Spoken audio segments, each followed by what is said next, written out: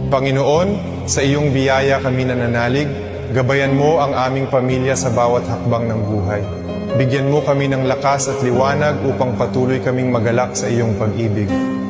Pagpalain mo ang aming tahanan ng kapayapaan at kasiyahan.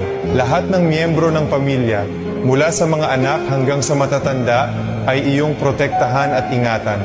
Naway lagi kaming magbuklod ng mahigpit sa iyong awa at grasya. Bigyan mo kami ng pananampalatayang walang hanggan, pag-asa na nagpapagaling, at pag-ibig na nag-uugnay sa amin. Tulungan mo kaming maging matatag sa gitna ng mga pagsubok at unos, at sa iyong pangako kami laging kumapit. Naway maging mabuti at totoo ang aming mga salita. Sa lahat ng aming iniisip, sinasabi at ginagawa, turuan mo kami ng pasensya at pag-aalaga. Sa iyong karunungan, alam naming naririnig mo kami. Salamat Panginoon para sa aming mahal na pamilya. Salamat sa iyong presensya na laging kasama namin. Gabayan mo kami, yakapin at pag-isahin upang sa iyong mga kamay ay matatagpuan namin ang aming kaluluwa.